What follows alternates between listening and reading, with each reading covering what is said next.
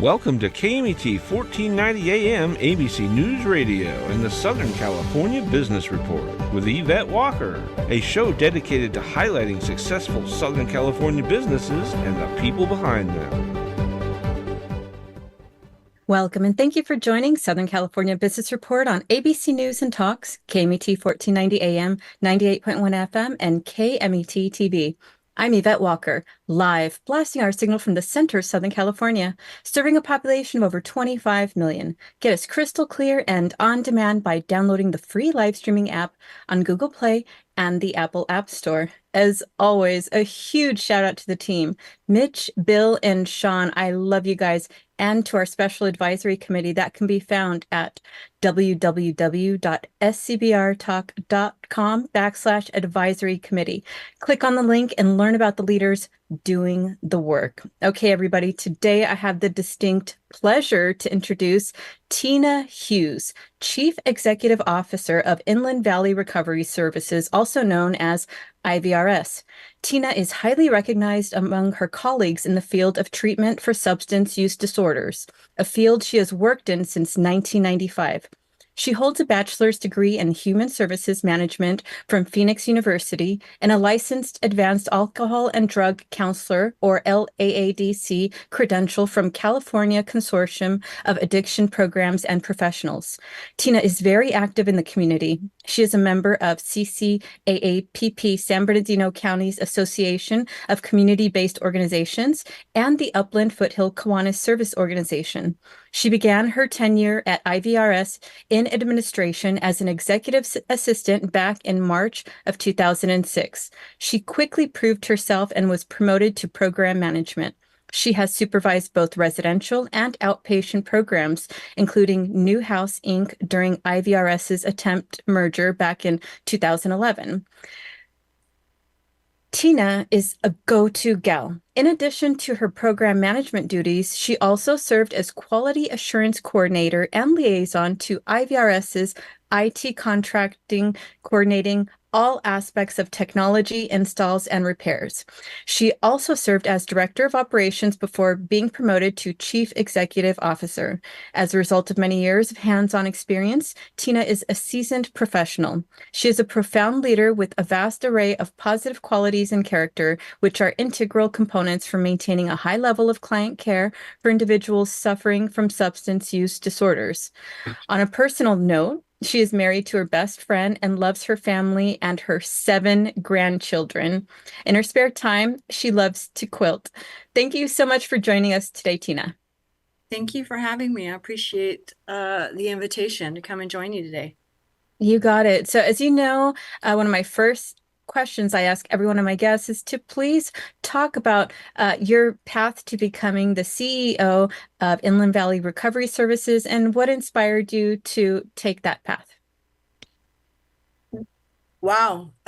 Well, I mean, I don't know that that was the plan, actually. I have been working in substance use disorder for almost 30 years now, and I got into the industry actually.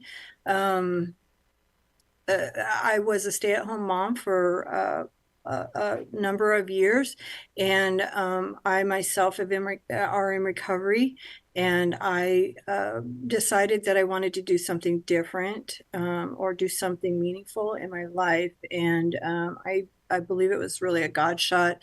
I had somebody that suggested that I go apply for a position, and that's how I kind of started my career working in another community-based organization. And so I'm back in 1995, addiction treatment was much different than it is today. You know, we didn't have the credentials or requirements of the education and the credentials that is required now. So I really just was in recovery for a number of years, and I started my career, and I progressed at the other organization, and that's kind of where it took off from. I have done many roles in our organization, many roles in addiction treatment, and have learned a lot along the way. And as far as the CEO position, I didn't have my sights on this role, but when the board of directors gives you a call and wants to have a conversation, the position came open, and they were willing to take a risk or use my expertise. I was willing to step into the role. They were very supportive of it and provided some mentorship. And I've been doing this now for the last 8 years. Oh, that is remarkable. Well, that's something, right? It's one thing to have your sights on something, quite another to be identified from, others and saying, "Hey, Tina, you would be perfect for this." And you stepping up to the challenge and 8 years later, just doing amazing things. Tina, please talk about how the Inland Valley Recovery Services is different from other addiction treatment centers. Um, wow, Inland Valley Recovery Services has been around for over 60 years now. And I am super excited about the history of the organization. Our facilities or our organization has all levels of care in it, which is a benefit to our clients. So we can provide services and continue the clients in outpatient recovery support services. There's just so much to offer at this organization when it comes to addiction treatment, that clients can come in and stay with us for a long period of time. We get to see the progress of their recovery, and we get to see a lot of miracles here. Inland Valley's really, our mission is to focus on reuniting families.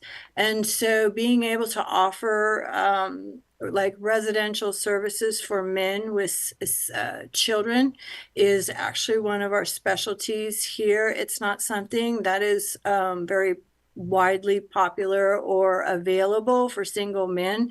That is a niche in addiction treatment that is very much needed. And so we kind of have a specialty there. It's very exciting to see a single man with a child come into our system of care and be able to work through their recovery and transition out into supportive housing and continue to take care of their children, and not have to send them to family, those kind of things.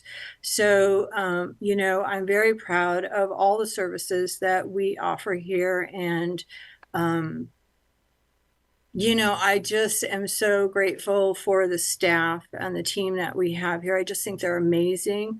I couldn't do certainly what I do without the support of the staff and the board of directors. It's been an amazing journey. And everybody is just so passionate about what they do and serving the clients in need. And providing the best service that they possibly can for our clients so that they can be successful. This is such an important mission. And I think sometimes addiction treatment gets to be the forgotten, we're the forgotten services over there. It's like nobody wants to talk about it. So, assuming a new client comes in, what can they expect when they walk in your doors and they're looking for help? Wow. It really depends on which door they walk in. I like to say we have a number of locations throughout San Bernardino County. And so each location and each individual, each person coming through our door is treated individually. And so what they can expect, of course, is a warm greeting, but and to find out what it is that they're needing. Many times, we get into the day to day here, so we talk in a lot of acronyms, and we know what services we're doing. But what I've noticed and what I think is when people call, they know they need help, but they don't really know what they need help or how they need the help, right? So it's our job to do a thorough assessment, get the information that we need so that we can make the best decision or make the best choice. So we can put them into the services that they need. So any one of our locations can transition or refer, depending on where they reach out to us at. It's not really a no wrong door in our system of care. So if they call at one location and maybe it's not the appropriate level of care, then we can transition them to one of our other sites. So they will expect a thorough assessment. They'll meet with an individual. Of course, there's paperwork they have to fill out. Depending on the level of care, they'll schedule an appointment, get them in as quickly as possible. In any of our locations, the really ideal situation is to get an individual engaged as quickly as possible. Because when they have that thought, like, you know what, maybe today is the day I need to get help, we need to make sure that we move on that quickly. Absolutely. So, can you talk to us a little bit about some of the biggest challenges you face in running a successful addiction treatment organization? Yeah, well, funding is always a challenge. In our organization, the uncertainty, there's a lot of discussion at the state, budgets cuts, those kind of things. And then I think right now, workforce has been another big challenge for us. COVID was very challenging for everybody, and finding staff and workforce that is motivated, educated, to come in and do the things that we do, because it does take a passion for addiction treatment. So right now, I think it's the workforce. There's a lot of legislation out there that's coming out. There's a lot of changes, regulatory changes. So staying on top of all of those changes and keeping everybody on the same page and still continue to provide quality care. Those are all challenges that we face. Are there any public policies that you see coming down the pipeline that could negatively impact your efforts, that we should be aware of? Well, everybody has their thoughts and opinions on some of the policies that are being discussed. I am involved in some groups that are at the table discussing some of those policies. I know Prop 1 just came out, and so it wasn't received very well from everybody, but from addiction treatment side, I think it's going to be have a positive impact. One of the policies was criminalization of addiction. I think that was, years ago. That's kind of where we are today. And while addicts, commit crimes, the having a disease itself is not, a crime. And I think it caused, the moral dilemma that somehow addicts, are bad people. And we're really not. We have a disease of addiction, and I think we can do better in that area if we continue to have the conversation about the disease of addiction and how we can help to improve the lives of addicts, and not continue to look at us or them as bad people. So, Tina, how do you see the future of addiction recovery services evolving in the next 5 to 10 years? Well, I'm super excited, actually. I think that, there's a lot of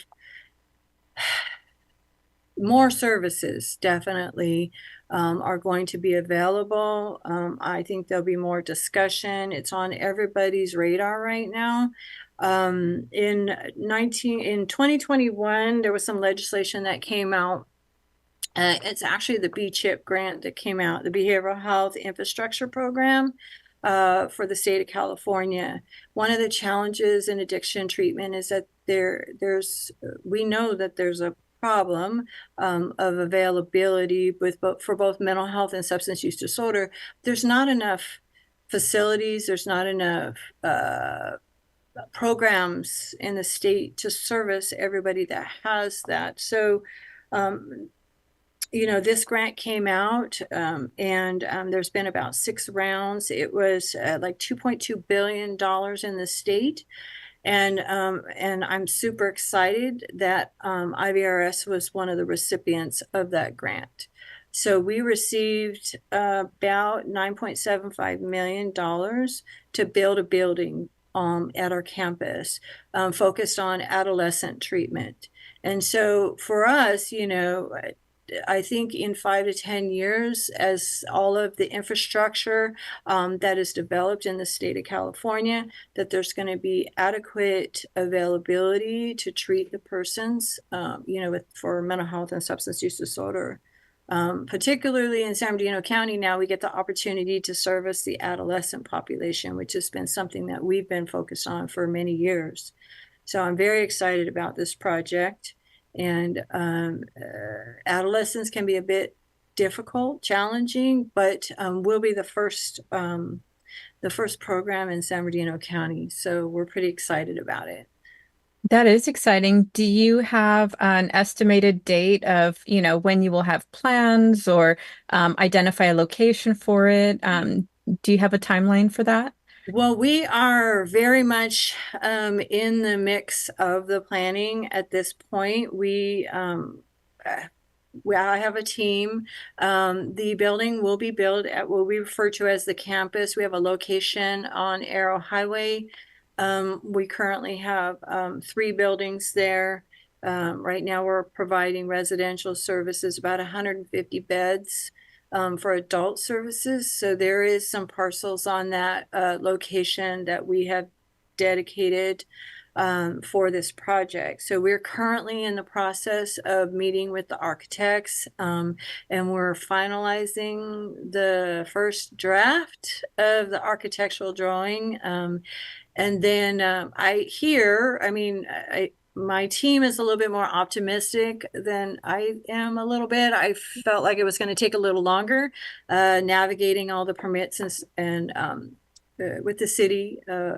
But tentatively, if all goes well, we should have a completed building by August of 2025. So we're supposed to start breaking ground in January. So that's, seems very quick in my mind, right?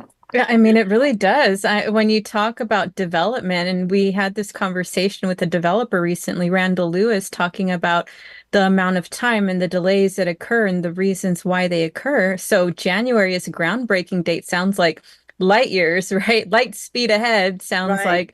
like. So that's very exciting. So in addition to the Adolescent Treatment Center, are there other key initiatives and programs that IVRS is currently focused on? Well, right now, adolescence is our main focus, or is my main focus for this project. We do most levels of care, well, actually all levels of care. We have some recovery centers that, we are opening back up. It's this last year, it's kind of like we're uh, having these open houses, like we're back, we're here, we're open. COVID really kind of put a damper on stuff. And so our recovery centers are available for anybody in the community that wants to come. It's a safe place to hang out. We have community resources that are open to anybody in the community, really. We just took on 2 new programs, or I acquired 2 new programs in January. So we are now working in the collaborative courts area, like in drug court, which is what people used to call it. So now we have several drug court programs, another outpatient clinic. And so we're just keeping an eye on all of the different levels of care that we have. How can we improve our services? How can we service more individuals? That's really, my focus at this time. So you mentioned working with adolescents. Can you paint a picture of that landscape that you've observed in terms of clients that are coming in? What does the adolescent landscape look like? And does it look like it's increasing? Is it leveling off? What is your experience in that arena? Well, I don't certainly think that it's leveling off. The challenge that we have in San Bernardino County, particularly, is there really isn't adequate treatment available for the population.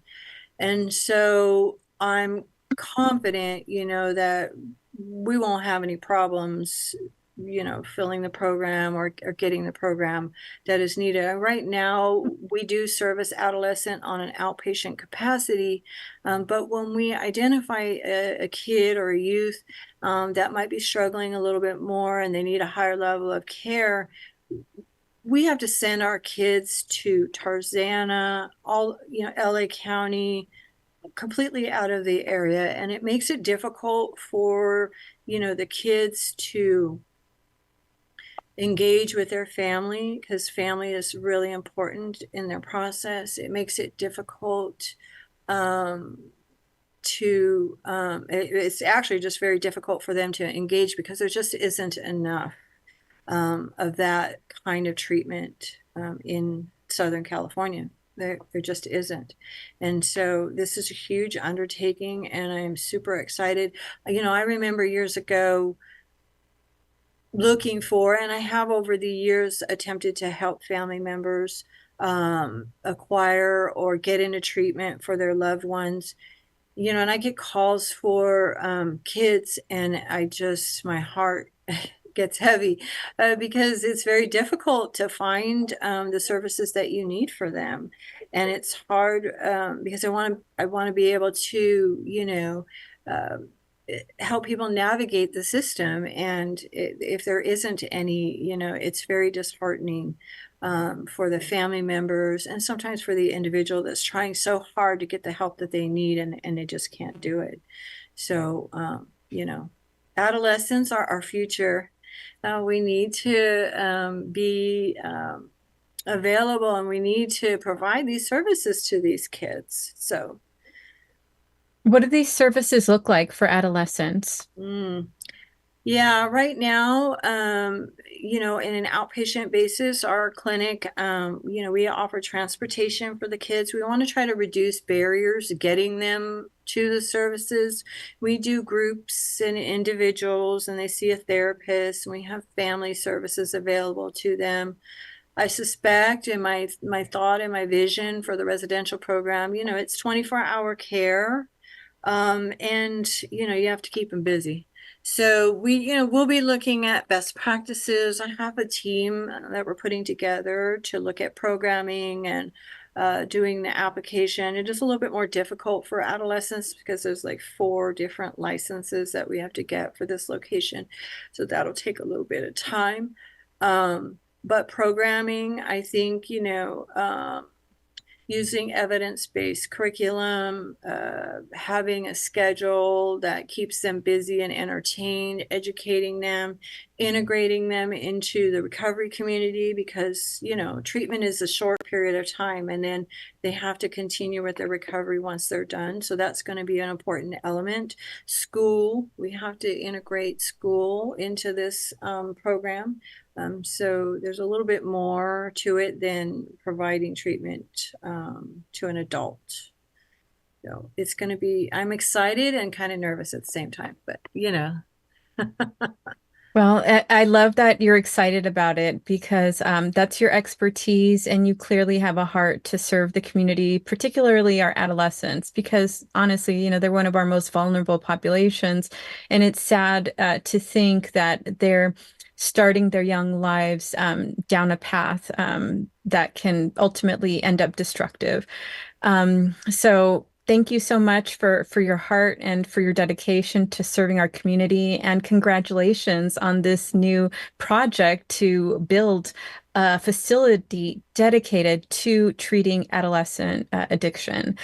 So with that said, we're heading up on a break. Everybody listening today, Yvette Walker with ABC News and Talks Southern California Business Report, here today with Tina Hughes, CEO of Inland Valley Recovery Services, or IVRS, exemplifying visionary leadership in the realm of addiction recovery and community support, with a steadfast commitment to empowering individuals and fostering holistic well-being. Her expertise and strategic direction have propelled IVRS to the forefront of innovative recovery services.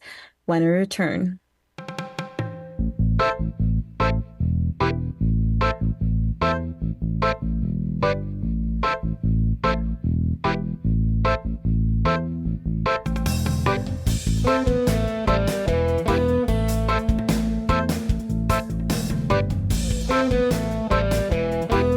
Cal State San Bernardino is home to the only school of entrepreneurship in California.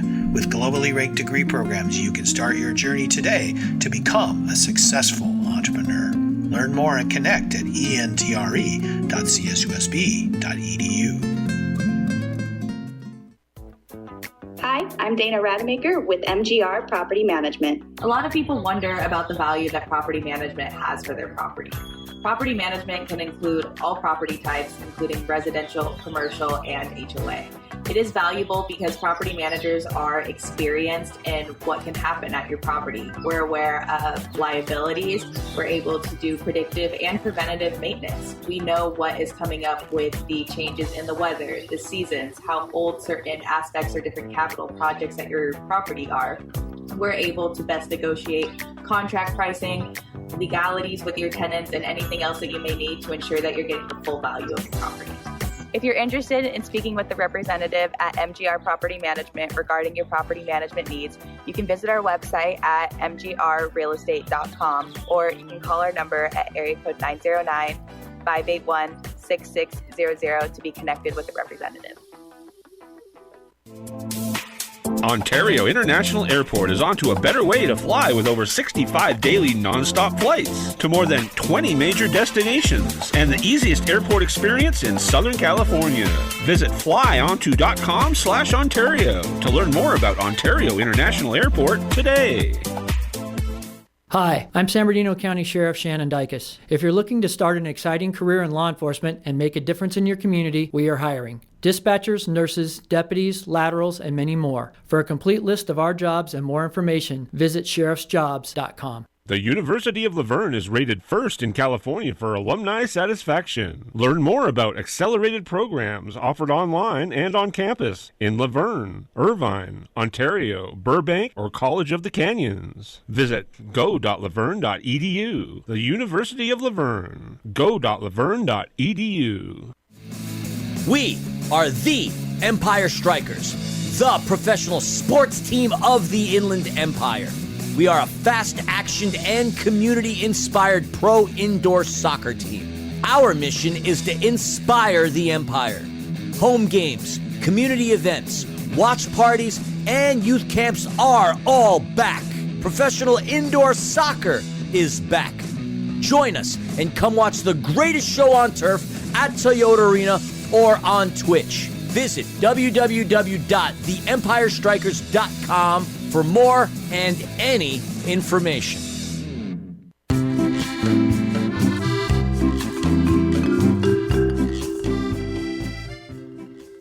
Welcome back, everyone. Yvette Walker here with ABC News affiliate Southern California Business Report, here today with Tina Hughes, CEO of Inland Valley Recovery Services, or IVRS, exemplifying visionary leadership in the realm of addiction recovery and community support.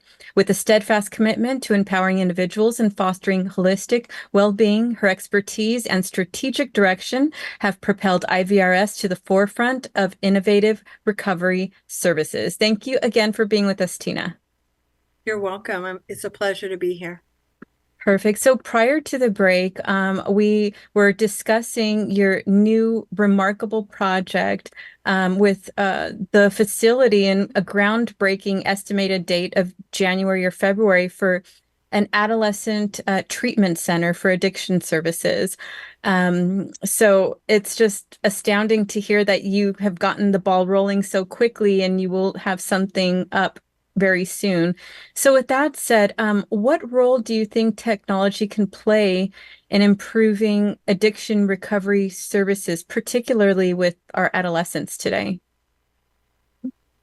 Yeah, interestingly, the area or one benefit I think from COVID was that it created some advancements in technology because it is much more available to receive services like telehealth services. There's a little bit more flexibility and regulatory requirements surrounding that. Technology for adolescents, that is going to be something that we'll be discussing when it comes to our kids. I know that they like it.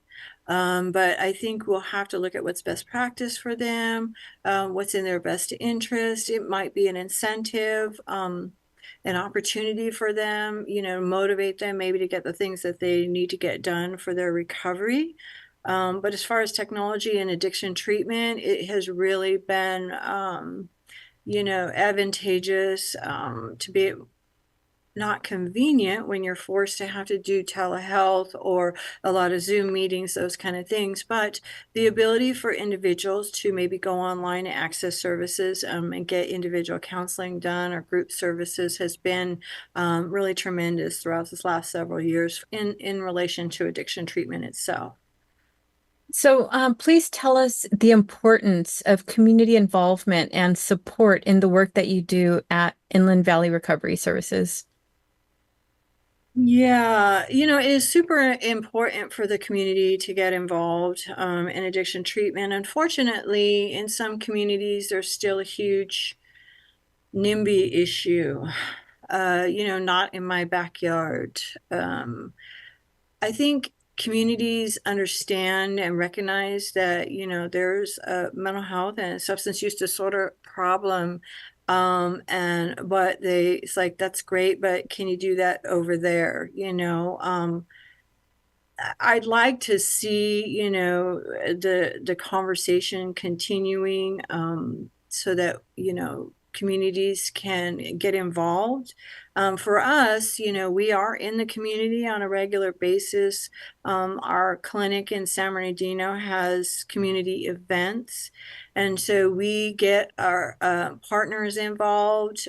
We serve lunch. We give out clothing and hygienes and food to the community and persons that are in need. And these are, the last event we served somewhere between 300 to 350 individuals that were in need. And these are our community members. These aren't just our clients. So it's super important for everybody to get involved. Faith-based organizations,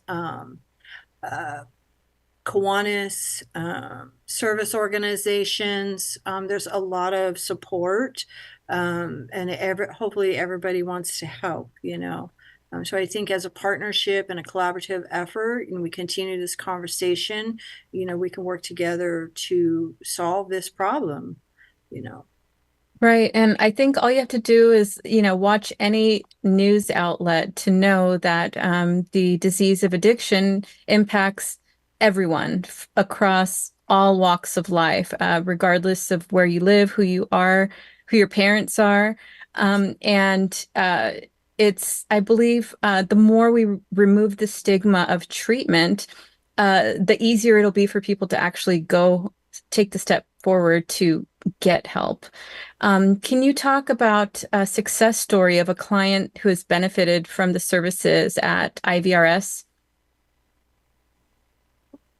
Well, I could, but that might be a little bit of a privacy issue. No, I'm kidding. I was thinking about that as I was looking at some of the questions, and there are a number of successes that came to mind. The one thing that I think is very special about this organization is that we have individuals that work here, that came through our program years ago and completed their treatment program and decided that this was what they wanted to do with their lives. We have many staff that went back to school, got their credentials in addiction treatment.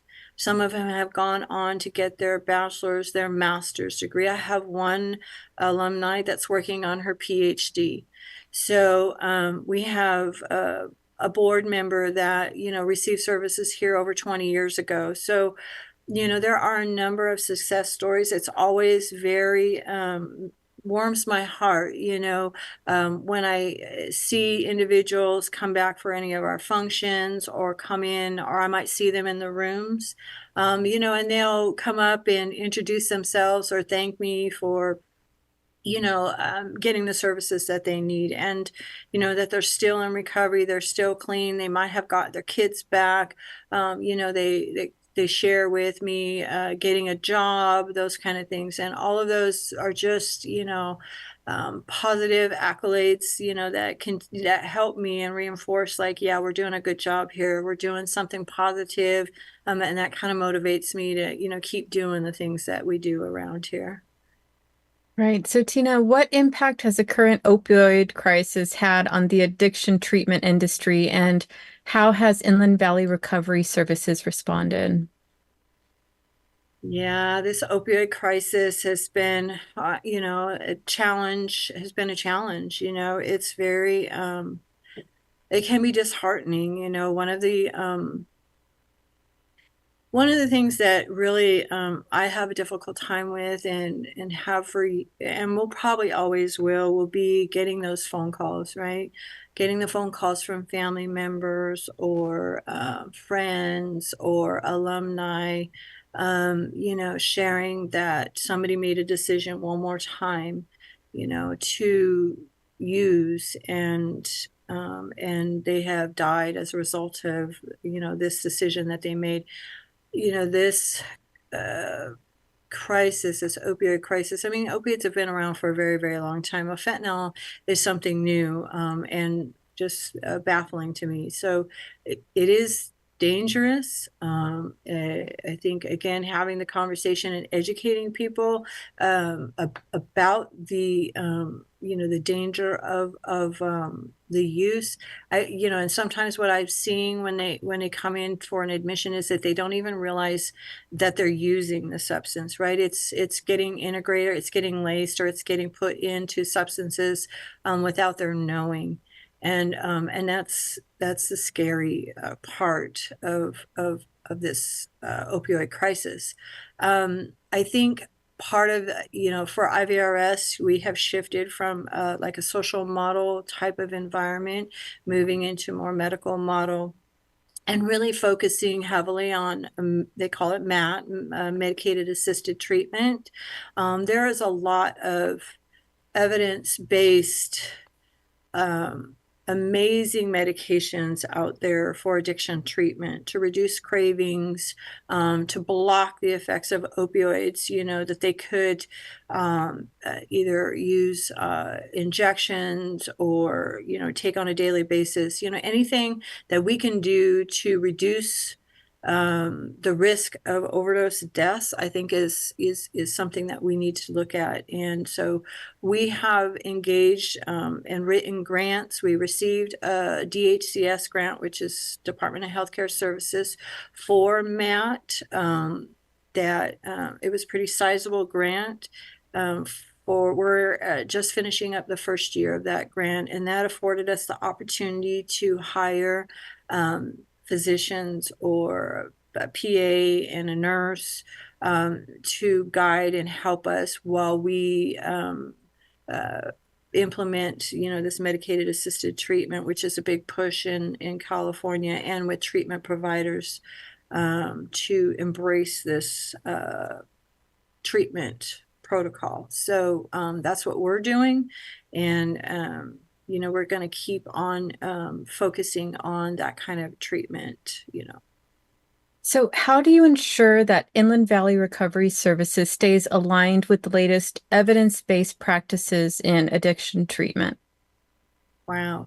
Well, I rely heavily on my team. Education, absolutely, workshops. We have our annual state addiction treatment conference coming up in August in Long Beach. But I really depend on the expertise of my team, who's amazing. My medical director, my director of operations. They will bring stuff to us. I'm always looking, and mostly it's just education and training. And when things come up, we take a look at it. Can we implement it? What can we do to improve the services? How can we get the best result that we can for the services that we're providing? And so we're always kind of looking out there. But I have an amazing team, and I count on them tremendously. I love it. So, please share some of your thoughts on the stigma surrounding addiction and how it can be addressed on a societal level. Well, that's a lot to unpack right there. I've been in recovery for 34 years, and my truth is that, I don't share. I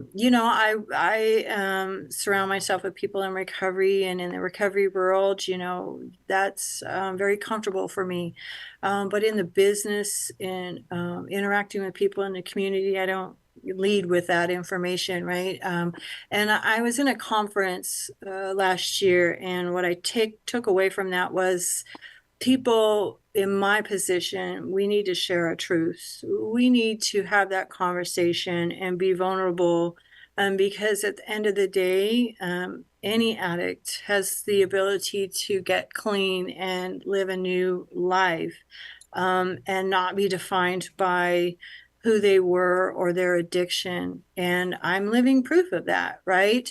But there's still some stigma. Those people out there, those addicts, they're bad people, they're, this, they're that. And at the end of the day, they're human beings. And I think continuing the conversation, in society, having those hard conversations, and talking about addiction and making available the treatment that is needed, I think, I hope, that's going to have an impact on the stigma.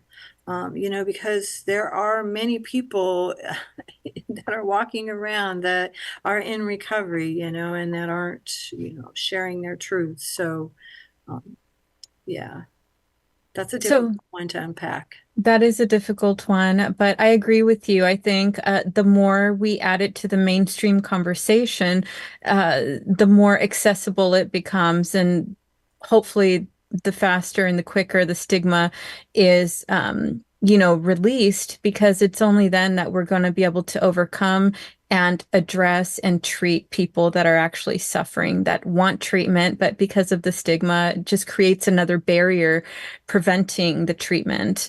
How does Inland Valley Recovery Services support clients in their transition from treatment to reintegration into society? Oh yeah, we offer a lot to our clients depending on what location they're at. But if an individual, for example, maybe has to go into a residential care, 24-hour care, part of the program is workforce development or job search, I would say. So what's important is, one, we address their addiction, we get them into recovery, we teach them basic life skills, and then we get them prepared to go out. They need to find a job, they need to have sustainable employment, they need to find sustainable housing.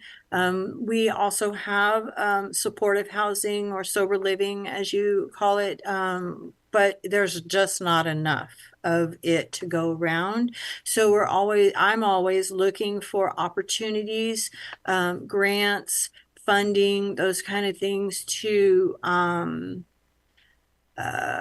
provide additional resources to our clients that are in need. We have had workforce development grants that have focused on funding for like,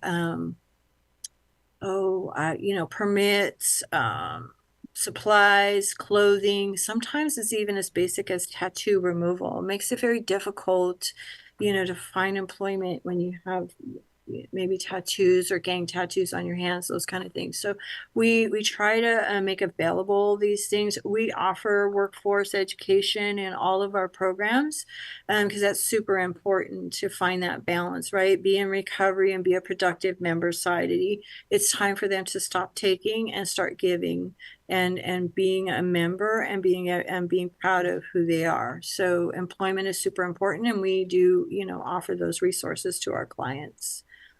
What advice would you give to someone who has a loved one struggling with addiction and is seeking help?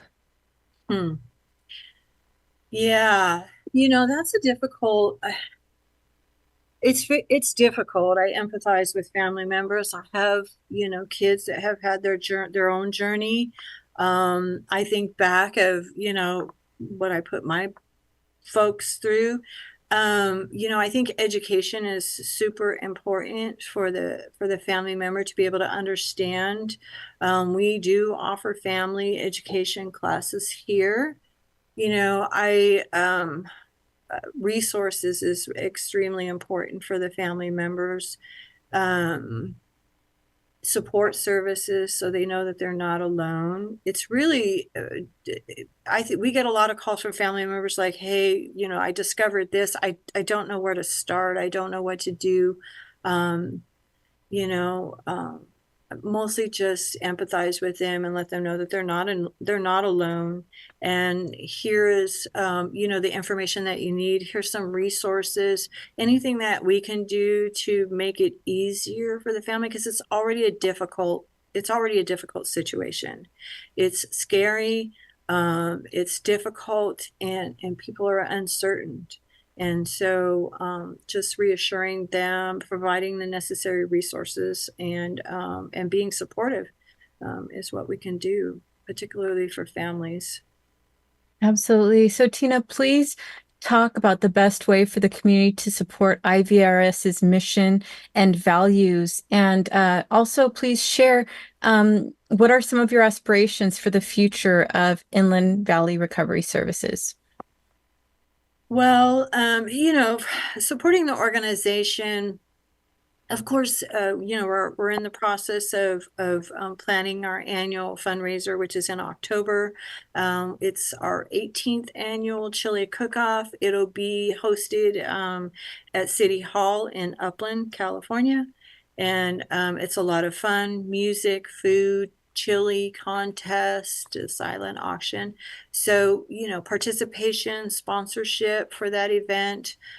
This particular one is going to be focused on our adolescents, and so we'll be using the funds for our kids. On our website, there is a button that you can push. If you want to make a general donation, that's always great. And we're always, receiving or gently used clothes. Our clients come in with a bag, with just the clothes on their back sometimes, and they have nothing. So, we do accept gently used items for children, babies, adults.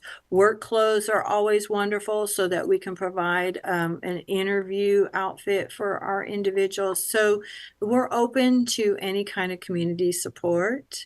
And I'm open to ideas. I get calls quite a bit. I can imagine. So, what do you look forward to in the future with IVRS?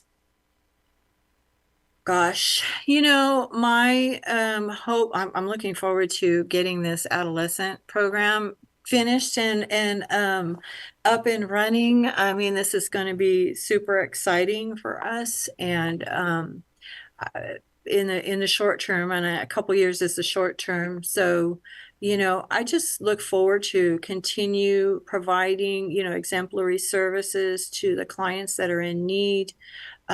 We continue growing the organization fiscally. Our workforce has doubled in size in the last 5 years. So we're going to continue to grow so that we can provide more services to the clients that are in need. I mean, that's one thing that I can say is, there's not a shortage. And so we just want to be available. We want to provide the best service that we possibly can and to save lives, right? If we can save the life of an individual, that's, that's all that, that's worth it, really.